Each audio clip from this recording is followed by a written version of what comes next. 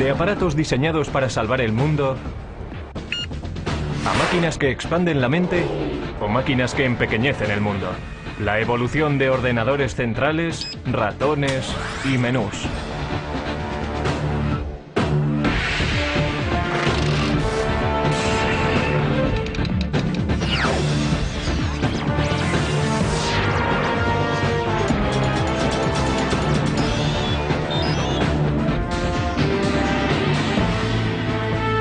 El ordenador ha revolucionado la manera en la que trabajamos, jugamos, viajamos y nos comunicamos. Afecta cada parte de nuestras vidas. Ya ha conseguido ayudar a ganar guerras, resolver problemas aparentemente irresolubles y nos ha lanzado al espacio. La era de los ordenadores no ha hecho más que empezar. Estamos todavía en la edad de piedra. A medida en que vayamos avanzando en el siglo, no habrá una distinción clara entre la inteligencia humana y la inteligencia de la máquina. La mayor parte de la gente hoy en día sabe qué es un ordenador personal e incluso algo sobre su manejo. En esencia existen dispositivos de entrada, como un ratón o un teclado, el cerebro de la máquina, es decir, la CPU o unidad central de procesamiento, y dispositivos de salida como el monitor o la impresora. Por dentro, el ordenador realiza su magia haciendo millones de pequeños cálculos por segundo. Básicamente sus circuitos electrónicos solo tienen dos opciones. Pueden ser conectados y desconectados. En código binario, un 1 representa encendido. Un 0 representa apagado. Por lo tanto, un 1 en binario también significa verdadero y 0 significa falso. Mediante estos valores obtenemos la lógica binaria, lo que permite al ordenador computar. El ordenador solamente conoce el código binario de unos y ceros y lo utiliza para hacer cálculos y transformar personas normales en autores, animadores y navegantes de la red. El ordenador crea su magia mediante la velocidad a la que puede calcular. Un PC medio realiza 100 millones de cálculos por segundo. Pero eso no es nada comparado con algunas de las máquinas industriales actuales. Estos son los laboratorios nacionales de Lawrence Livermore, hogar del ordenador más rápido del mundo. El Departamento de la Iniciativa Informática Estratégica Acelerada de la Energía, ASCII White. Para la creación de estas máquinas ASCII, tomamos la típica estación IBM que podrías comprar en cualquier sitio. Pusimos 8000 de estas juntas para crear un ordenador mucho más veloz que cualquier otro en el mercado. La máquina ASCII White hace 12 trillones de operaciones matemáticas por segundo. Y para echar eso abajo, la población de la Tierra supera por poco los 6.000 millones. Así que cada hombre, mujer y niño en la faz de la Tierra tendría que sumar 2000 números en un segundo para estar al nivel de esta máquina.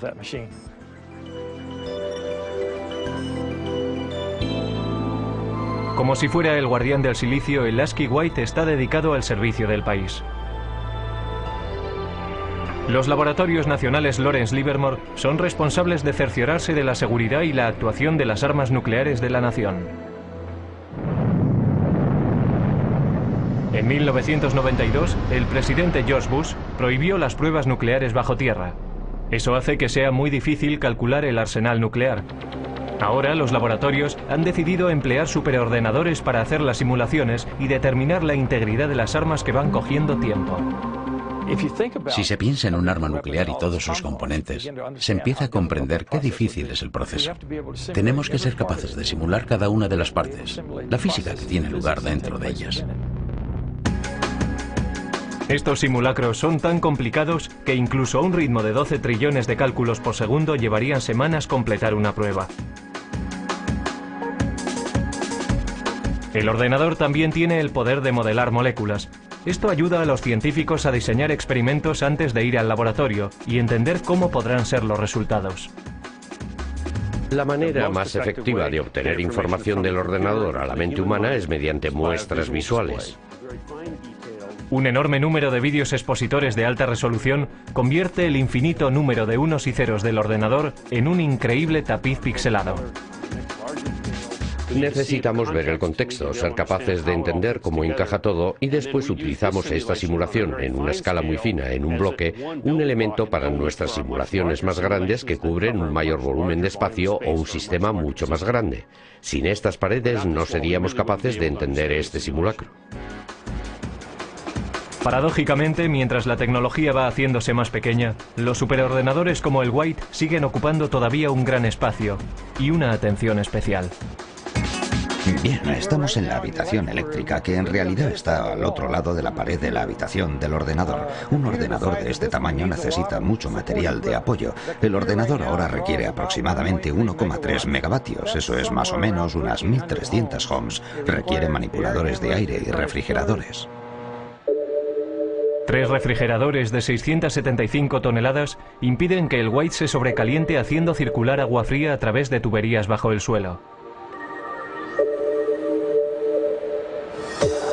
La máquina representa el esfuerzo coordinado de cientos de brillantes cerebros. Pero con la máquina ASCII podemos rastrear su origen hasta un hombre que no estaba demasiado preocupado por la seguridad nacional, pero tenía un gran interés en el ganado. Charles Babbage fue un científico británico que inventó el salvaganado para evitar que los trenes de vapor descarrilaran chocando contra bovinos desconcertados. También se le considera por muchos el padre del ordenador. Babbage fue un científico extraordinario. Quiero decir que fue fantástico. Se adelantó 100 años a su tiempo. No se puede decir de muchas personas, pero sí se puede decir sobre Babbage. A comienzos del siglo XIX, concibió la idea de ordenadores mecánicos. Es decir, ordenadores que iban a hacer más que calcular, que iban a poder guardar información, almacenar números y volver sobre ellos cuando lo necesitaran. E iba a poder imprimir las respuestas que ofrecía.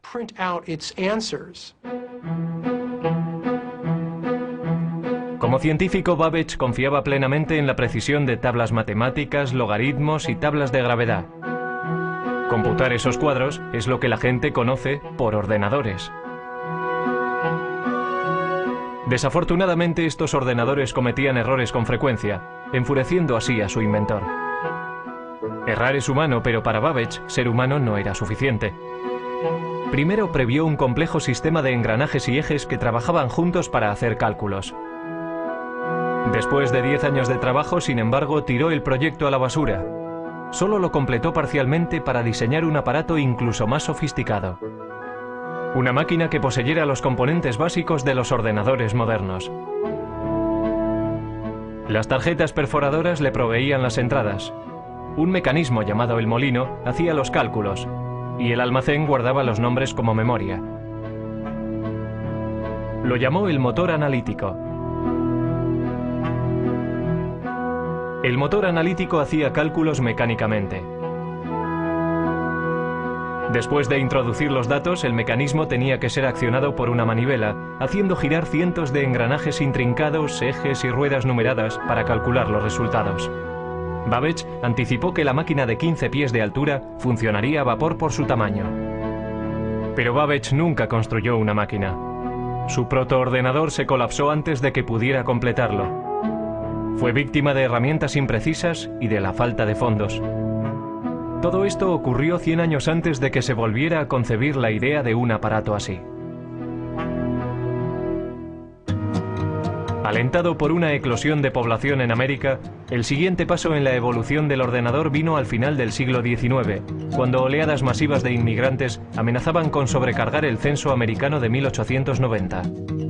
En 1887, la oficina del censo todavía llevaba la cuenta del recuento de 1880 a mano. Desesperados suplicaban por otra forma de tabular los resultados. Entonces fue cuando un anterior inspector del MIT llamado Hermann Hollerith introdujo una serie de máquinas que harían que el recuento del censo fuera tan fácil como contar 1, 2 y 3. Cada persona estaba representada por una tarjeta. Los individuos tenían que perforar las cajas relacionadas con su edad, sexo, raza y profesión.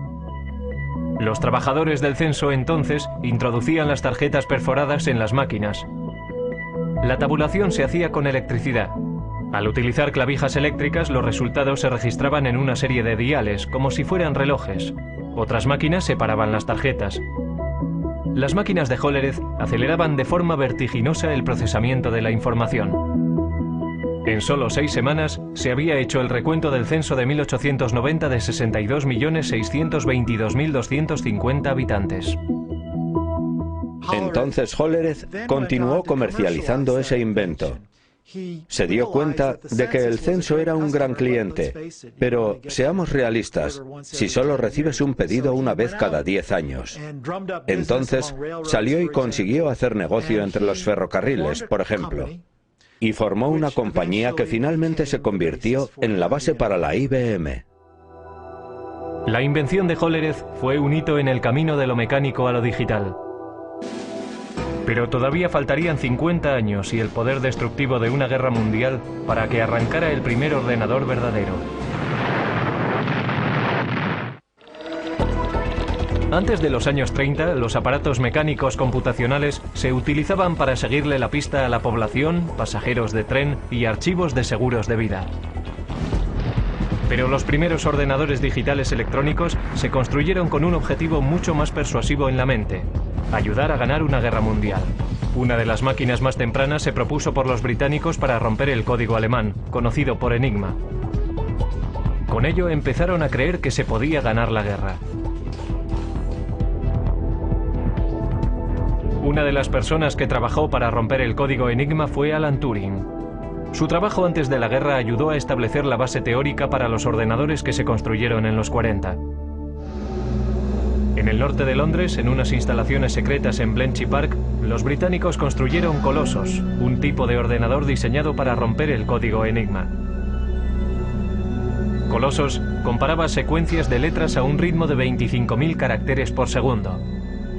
La máquina solo podía realizar la tarea de unir letras, pero lo hacía muy bien. Sus transmisiones descifradas alemanas se denominaron el ultrasecreto, el secreto mejor guardado de la guerra. Principalmente, el Colossus llevaba a cabo funciones logísticas de las letras de un alfabeto en una corriente de letras que venían de un mensaje de radio interceptado. No los descifraba, pero sí podía efectuar una serie de combinaciones que en gran medida se asemeja a lo que hace un ordenador. Mientras el Colossus rompía códigos alemanes, al otro lado del Atlántico los ingenieros trabajaban para construir otro aparato computacional, una máquina que influiría directamente en el diseño de todos los ordenadores futuros. América era un centro neurálgico productor de instrumentos de guerra, pero para 1943 había una escasez crítica de un componente sorprendente de la máquina de guerra: tablas de disparos para piezas de artillería. Estas tablas permitían a los artilleros apuntar sus armas correctamente en gamas diferentes, altitudes, temperaturas y condiciones del viento. Los ordenadores humanos trabajaron frenéticamente para producir cálculos mecánicos para crear esas tablas, pero lo pasaron mal intentando estar a la altura. Durante la Segunda Guerra Mundial se producían muchas armas. Había que calcular muchas tablas de disparo. Era realmente un gran trabajo y estaba ralentizando la entrega de armas al frente. Para solucionar el problema, John Mockley, un físico de la Universidad de Pensilvania, se propuso construir un ordenador gigante electrónico que podía calcular tablas de números en minutos, no horas. El ejército, desesperado por un aparato que les ayudara a ganar la guerra de mala gana, se centró en el coste propuesto de $500,000. Mockley y un brillante estudiante de ingeniería eléctrica, Presper Eckert, empezaron a construir ENIAC, el integrador numérico, electrónico y ordenador. Mucho más grande que el Colossus, nunca se había concebido nada parecido a ENIAC. Casi con 100 pies de largo y 30 toneladas, contenía 70.000 resistencias, 10.000 condensadores, 6.000 interruptores y 18.000 tubos de vacío delicados.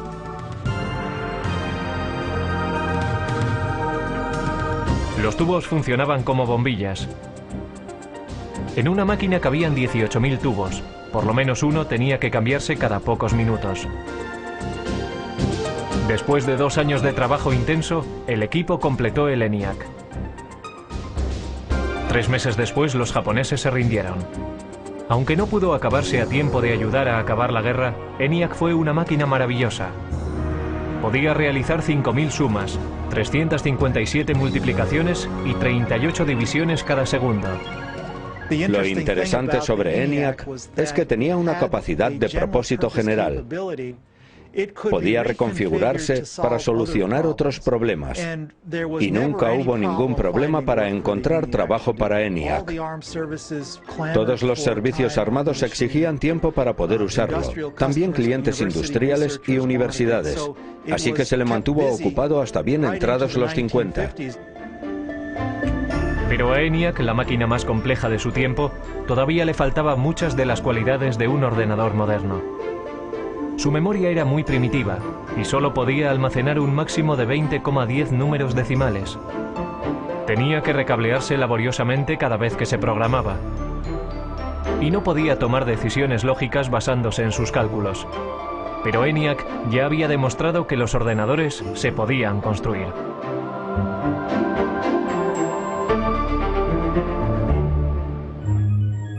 Justo antes del final de la Segunda Guerra Mundial, John von Neumann, un consejero de Ecker y Mockley en el proyecto ENIAC, escribió un ensayo que iba a influir de forma definitiva en el siguiente paso del diseño de ordenadores. Von Neumann poseía una memoria fotográfica y era uno de los científicos principales enrolados en el proyecto Manhattan. El artículo de von Neumann delineaba la estructura de un ordenador moderno. El diseño comprendía una unidad de procesamiento y una unidad de control, memoria, entrada y salida. Pero lo más importante en la evolución de los ordenadores tendría su capacidad de programación internamente en su memoria. Internamente contenía programas para darle al ordenador su potencia y versatilidad, porque un programa interno puede modificar lo que hace, basándose en los datos o los resultados de las computaciones. El trabajo de von Neumann proponía una máquina que realmente poseyera una capacidad general de propósito.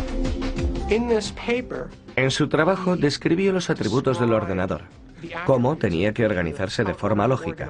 Esto es, necesitaba tener un procesador central donde los cálculos se pudieran llevar a cabo. Necesitaba una memoria donde los datos de programación pudieran ser almacenados.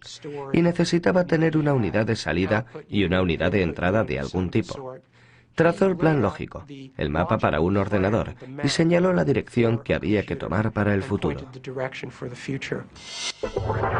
La idea para almacenar programas internamente era la última llave para desarrollar el verdadero ordenador con un propósito general. Pero si fue o no la idea de von Neumann es algo que se ha debatido con vehemencia recientemente. Ecker y Mockley, que habían trabajado con von Neumann, dijeron que habían formulado programas internos como parte rutinaria de su trabajo al construir ENIAC. Sin embargo, Ecker y Mockley no fueron incluidos como autores en el artículo y se sintieron traicionados. Pero al darse cuenta de que el ordenador encontraría un lugar en el mundo de los negocios, Ecker y Mockley formaron su propia compañía. Empezaron a trabajar en una máquina que llamaron UNIVAC, Ordenador Universal Automático. A diferencia de sus predecesores, UNIVAC era una máquina amable, diseñada para solucionar problemas científicos o militares. Podía diseñarse para satisfacer varios propósitos. El UNIVAC también constituía el primer ordenador en poder fabricarse en masa y venderse comercialmente. La máquina podía ser programada para toda una serie de tareas de procesamiento de datos como nóminas, inventarios y facturación. Unidades de cinta compactas y magnéticas almacenaban datos y los resultados se imprimían automáticamente. Todavía muy poca gente entendía qué grado de utilidad tendría un ordenador.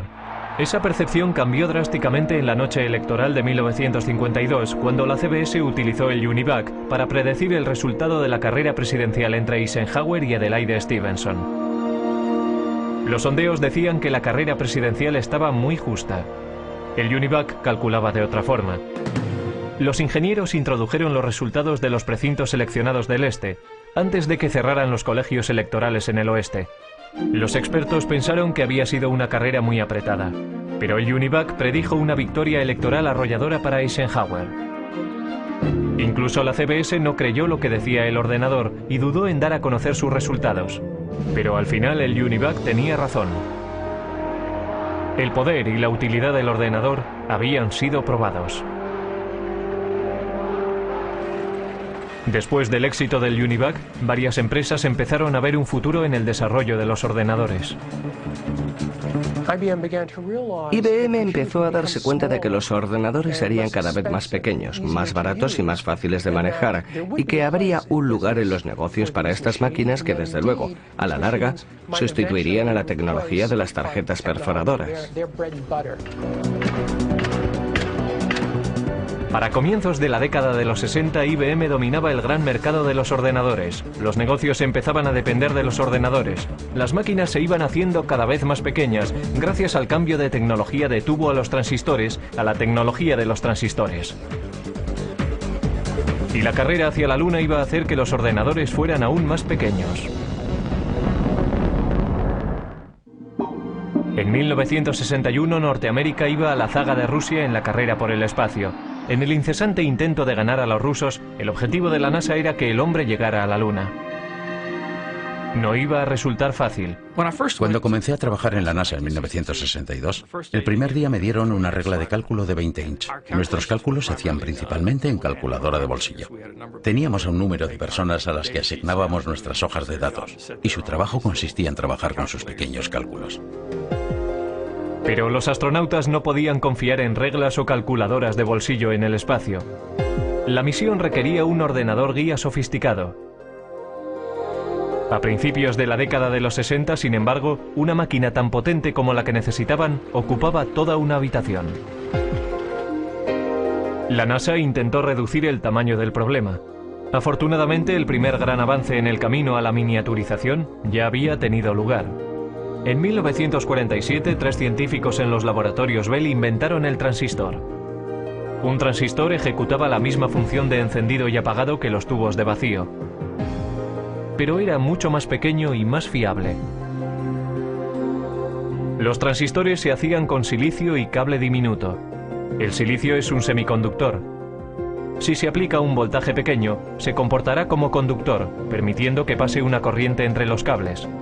Si no hay voltaje, actuará más como un aislante bloqueando la corriente. Esta característica del silicio es lo que permitió a los transistores hablar el lenguaje binario de los ordenadores. Y harían del silicio la base para la industria de estos. El siguiente paso en la miniaturización tuvo lugar en 1959, cuando Robert Noyce y Jack Kilby, ingenieros para fabricantes rivales de transistores, llegaron a los mismos avances de forma independiente y que conducían a la misma idea revolucionaria. Toda una red de componentes electrónicos, transistores y todo incorporado en un solo chip de silicio. La gran innovación en la electrónica se llamó el circuito integrado. En 1969, 5.000 circuitos integrados componían el corazón de cada uno de 2 ordenadores idénticos. Uno en la órbita lunar y el otro en la Tierra. Para su tamaño, estos eran los ordenadores más potentes de la Tierra. Mientras Neil Armstrong daba un pequeño paseo en el polvo lunar, Ted Hoff, un ingeniero con la compañía de chips Intel, estaba dando un gran paso en el proceso hacia la miniaturización. Estaba desarrollando una idea que pondría todo el ordenador en un chip de silicio, el microprocesador. Era la invención no solo de circuitos integrados, sino de un tipo particular de circuito integrado, el microprocesador, que hace posibles los ordenadores personales de hoy en día. A Hoff le habían encargado diseñar 12 circuitos integrados por separado para fabricar una calculadora japonesa.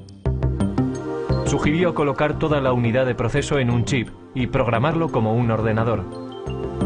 Intel desarrolló la idea y para 1970 tenían un modelo de microprocesador. Los ordenadores estaban en el camino para hacerse más pequeños. Sin embargo, todavía estaban muy lejos de ser fáciles de manejar.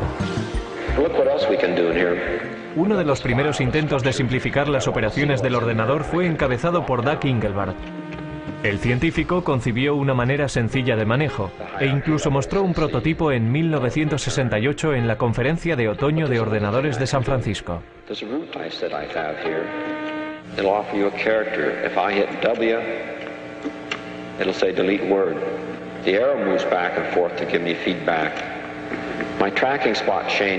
Soldando un teclado y un aparato para señalar que llamó ratón, Engelbart trabajaba con un ordenador a 30 millas de distancia, unido por microondas, y demostró que se podía procesar palabras en un hipertexto. Muchos en aquella audiencia se fueron a casa realmente inspirados, pero solo un grupo iba a completar la visión de Engelbart. Ese grupo estaba a muy poca distancia, en Xerox PARC. Xerox creyó que el futuro podía estar en los ordenadores y comenzó a construir una máquina de fácil manejo. En 1973, Xerox introdujo el Alto, que incorporaba muchas de las innovaciones en ordenadores personales que hoy en día damos por supuestas. El Alto tenía un ratón, una interfaz gráfica, estaba construido de forma interconectada e imprimía en una impresora láser. Debería haber revolucionado la industria, pero a $18.000 cada máquina. El Alto no estaba diseñado para particulares. Los ordenadores todavía eran máquinas élite, propiedad del gobierno o de grandes empresas y universidades. En el pasado, los grandes ordenadores centrales procesaban nóminas, guardaban el rastro de archivos, seguían la pista y hacían cálculos científicos. Si una facultad tenía la suficiente suerte como para acceder a un ordenador, los estudiantes y los profesores compartían tiempo en ellos. Pero el mercado del chip estaba creciendo, la velocidad de procesamiento crecía y los precios bajaban. La revolución estaba al alcance de la mano, y la carga no sería liderada por una gran empresa, sino por un grupo de aficionados e ingenieros librepensadores. Dos de aquellos revolucionarios fueron Steve Jobs y Steven Wozniak. A mediados de los 70, empezaron a fabricar un ordenador pequeño en un garaje de Palo Alto. Lo llamaron el Apple I. Steve Jobs era un estudiante de universidad que había abandonado los estudios, pero era diferente. Era muy inteligente, muy avispado. También era extremadamente ambicioso. Pero quizás más importante que eso, conocía a otro Steve Wozniak, que era un brillante ingeniero de hardware. Al ir abaratándose los chips, algunos nada caros, empezaron a aparecer kits de ordenadores de automontaje. Uno de estos primeros kits apareció en la cubierta de Popular Electronics en 1975. Se llamaba el Altair. El Altair se planteó como el primer kit de mini ordenador para rivalizar con modelos comerciales. Muchas personas se interesaron en él a $400 cada kit. Estos primeros ordenadores, anteriores a los primeros Apple, eran en realidad para técnicos e ingenieros informáticos que tenían conocimiento de cómo conectar cables y conectar otros dispositivos y hacerlos trabajar. Así que pensé, compraré unos cuantos chips, un microprocesador y diseñaré mi propio ordenador. No fue que quisiera burlarme del mundo, era solo que quería hacer de este ordenador algo más personal que los interruptores que tienen posiciones arriba y abajo para introducir extraños números binarios. Steve Jobs vendió su Volkswagen y Steven Wozniak vendió su calculadora HP para financiar su empresa. En 1977 introdujeron el Apple II, un ordenador atractivo, independiente y un teclado. Con la adición de un monitor y un drive para un disquete, el aspecto de un ordenador personal empezaba a cobrar forma. El Apple II se estandarizó con 4 kilobytes de memoria y a un precio base de $1.200. Era mucho más barato que las máquinas industriales anteriores. El Apple II ayudó a convertir al PC en un aparato de fácil manejo. El comprador no tenía que pasar tiempo soldando las partes meticulosamente. La persona podía inmediatamente empezar a programar el ordenador o comprar software desarrollado por florecientes compañías de software. Con la esperanza de quitarle una parte de la cuota de mercado, en 1981 IBM introdujo su versión de un aparato ordenador personal, conocido simplemente por PC. Las ventas continuaron creciendo a principios de los 80. Pero antes de que el ordenador personal inundara todo el planeta, la máquina todavía había de simplificarse para el usuario, algo que cualquiera pudiera manejar. Los primeros ordenadores Apple, igual que los tempranos ordenadores personales, no tenían interfaces gráficas, no tenían ratones. Tenían lo que se conoce como una interfaz con línea de comandos. Esto es, uno tecleaba las instrucciones en el ordenador y las instrucciones aparecían como texto en la pantalla. Inspirados por el trabajo llevado a cabo en Xerox PARC, Apple tomó muchas de las mejores características de los ordenadores de Palo Alto, como la interfaz gráfica y el ratón, los mejoró y fabricó una máquina al alcance del bolsillo. Apple introdujo el ordenador Macintosh en 1984. Lo que hizo que el Macintosh fuera un ordenador fácil de usar era su sistema operativo y sus aplicaciones, conocido como software. El software es la lista de instrucciones que le dicen al ordenador lo que tiene que hacer, si tiene que comportarse como un tratamiento de textos o como una hoja de cálculo. Cada vez más, el software dominaba los avances que se hacían en la informática. Y Bill Gates, el joven presidente de una compañía de software llamada Microsoft, estaba allí para capitalizarse en el mercado creciente. Finalmente se convertiría en un gran nombre conocido, apostando por su visión en un vasto imperio de software y convirtiéndose en el hombre más rico del mundo. De vuelta a 1981, IBM decidió utilizar el sistema operativo de Microsoft, conocido como PC-2. Mientras iban surgiendo los primeros clones de IBM en el mercado, Microsoft era libre para vender el sistema MS-2 para también rivalizar con las compañías de ordenadores. IBM no intentó aferrarse al software y al hardware y tenerlos en dos compañías diferentes. Era genial para Microsoft. Todo el mundo podía venir y construir un ordenador Intel y Microsoft tenía el sistema operativo. Así que lo que pasó fue que entrabas en una tienda en aquellos días y marca tras marca todos los ordenadores ya eran compatibles y de pronto veías un Macintosh. La imitación es la forma más sincera del halago, pero Apple no se sintió halagada cuando Microsoft introdujo su plataforma Windows para PC. Windows imitaba, algunos dicen que robó, la interfaz gráfica, descargó menús y todo lo que Apple había popularizado. Existe la idea de que Bill Gates vino a Apple y copió el aspecto gráfico y el uso que después condujeron a Windows, porque cualquiera, una vez visto, no hay que verlo durante mucho tiempo. Bueno, ya sabes, este es el futuro, y una vez cruzas la puerta ya no hay vuelta atrás. La verdadera historia es que nosotros necesitábamos software y Gates tenía una empresa, Microsoft, que escribía software, así que tuvimos que enseñarle un ordenador y darle copias para que lo escribiera. No había otra manera. Y no lo llamaría robar exactamente. Es como ser un oportunista y buscar en los lugares apropiados y negociar la manera como lo quieres. Incluso cuando otro lo inventó primero, es difícil llamarlo robar. Las ventas se dispararon en los 80. De 500.000 máquinas al año en 1981 a 7 millones para el final de la década. Máquinas fáciles de manejar y software más sofisticado que nunca excitó la imaginación general. Pero la revolución estaba muy lejos de haber acabado.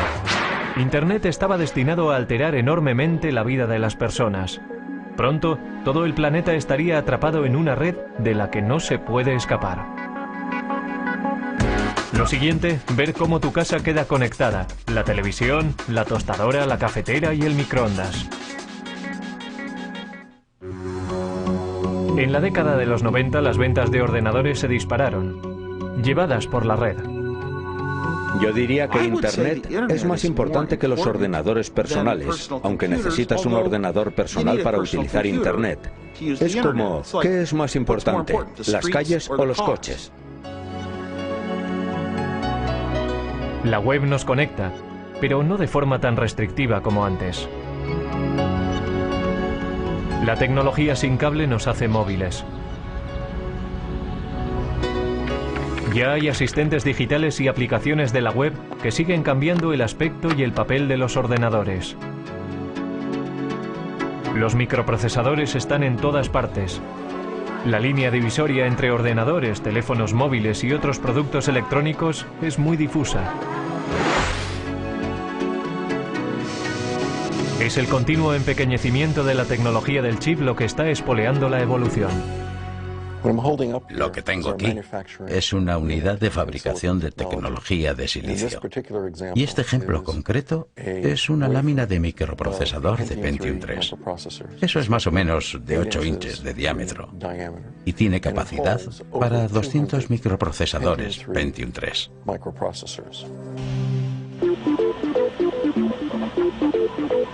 Cada microprocesador puede contener tantos como 100 millones de diminutos transistores. Los chips se fabrican mediante un proceso llamado fotolitografía. Los fabricantes de chips empiezan por ponerle a una lámina de silicio una capa de un material fotosensible. Los científicos entonces hacen una plantilla del diseño que quieren mediante el grabado en un metal fino con un rayo de electrón. Los rayos ultravioleta brillan a través de la plantilla y bajo el chip fotosensible, causando una reacción química y creando el sistema de circuitos. Un chip se fabrica colocando capa tras capa. Estos chips, que son básicamente microordenadores, están encontrando su lugar en aparatos inteligentes. Hay discretos ordenadores escondidos en los aparatos del día a día y hablan entre ellos vía web y mediante otras tecnologías sin cable. Resulta que todos estos aparatos, todas estas cosas que están en casa, y realmente tenemos unos 100 microprocesadores diferentes, se conectan a Internet. Todas se pueden conectar a una red en casa y permiten a las personas conectarse a todos los recursos que existen en Internet. Pero hablar a tus aplicaciones por teléfono no es una idea nueva. And this lady, she's calling her oven. Sound funny? Actually, it's something that could happen in the future, thanks to a Westinghouse idea still in development that makes it possible to operate your appliances by telephone. Probablemente llama o manda un mensaje. Hoy puede que no veamos la necesidad de llamar a nuestros hornos, pero ¿no estaría bien que nuestro frigorífico hiciera la compra? Vamos a ver qué tenemos para cenar esta noche. Traigo una lista de la compra. Estos son productos que ya sé que necesito. Productos que he consumido durante la semana. Y vamos a ver qué podríamos necesitar. Así que iremos al armario a ver qué es lo que tenemos allí. Tengo la mayoría de las cosas, pero estos dos ingredientes quiero añadirlos a mi lista de la compra. Así que hago clic aquí y se añadirán a mi lista de la compra. Así que ahora lo que puedo hacer es coger mi lista de la compra y o bien la descargo a un teléfono con base web y si hago clic la lista vendrá aquí. Puedo hacer también que vaya a un PDA. O lo que puedo hacer es mandarlo a streamline.com y hacer que me lo pidan y me traigan la comida a mi casa desde aquí. O sea que está viendo todas tus aplicaciones domésticas, desde tu coche a tu mejor equipo de televisión y videojuegos, a tus electrodomésticos, lavadoras, secadoras y frigoríficos. Todo conectado para que desde un browser se pueda operar la casa automatizada.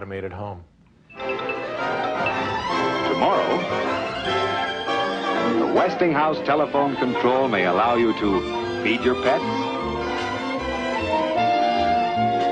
open or close your windows, operate any of the appliances in your home, even if you're miles and miles and miles away. Si estás fuera de casa y viene alguien y toca la puerta cuando está conectada, alertará mi teléfono. Entonces estoy fuera y desde mi teléfono puedo hacer varias cosas. Puedo llamar a mi casa, hablar con la persona, puedo descargar la imagen de quién es, puedo ver si es uno de mis hijos que se ha olvidado la llave, puedo ir más allá con mi teléfono porque puedo controlar la puerta y dejarles pasar. A continuación, ordenadores del futuro que disparan la mente.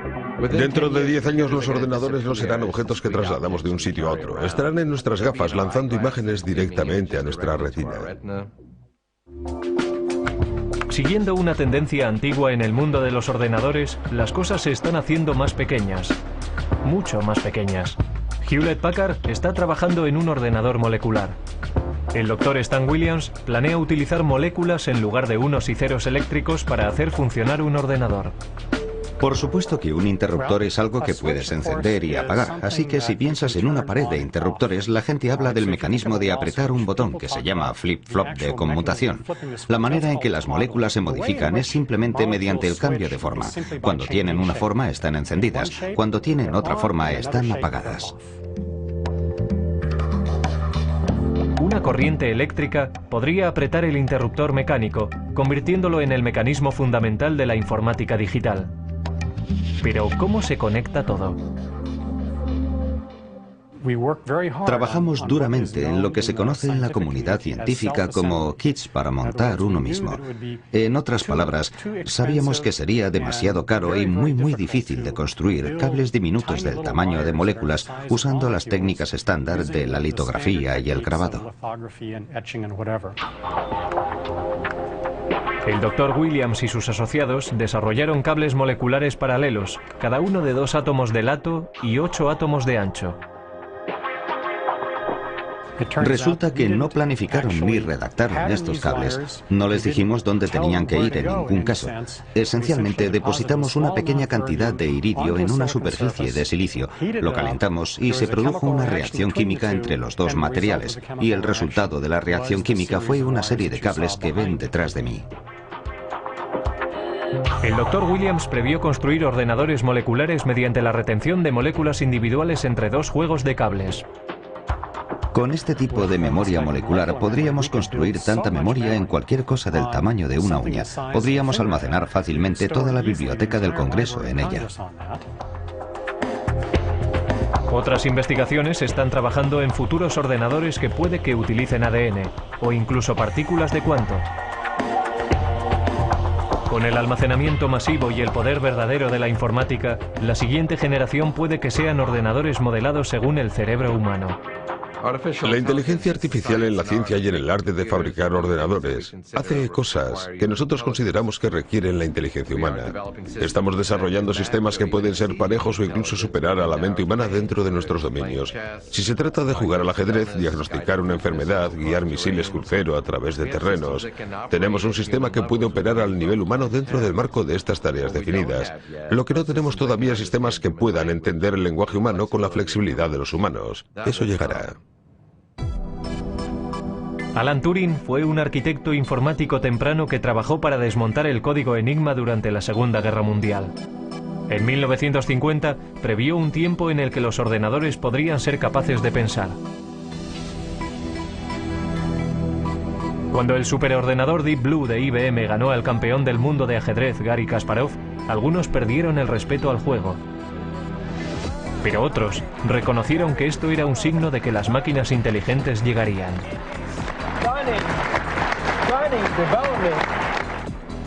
La electrónica molecular podría incluso borrar la línea entre el hombre y la máquina. Tendremos ordenadores muy pequeños y muy potentes que podrán viajar a través de nuestro sistema venoso. Tendrán el tamaño de las células de la sangre y se comunicarán sin cable con nuestras neuronas.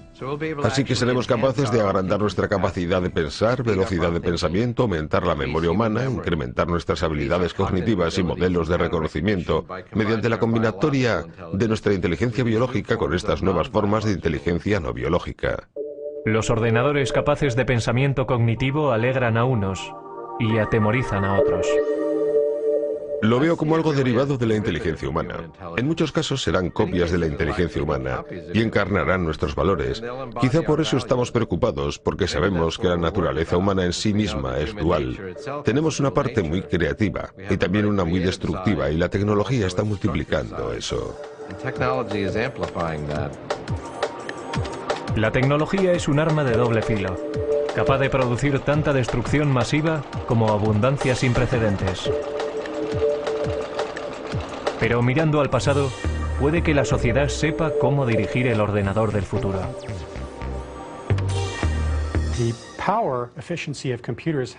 El poder eficaz de los ordenadores se ha incrementado por un factor de 100 millones en tan solo 50 años. Tan sorprendente como esto, nuestros estudios en física fundamental nos dicen que debería ser posible aumentar aún más el poder eficaz de los ordenadores por otro factor de 1 billón más de lo que son hoy. Lo que eso me dice es que la edad del ordenador no ha comenzado aún.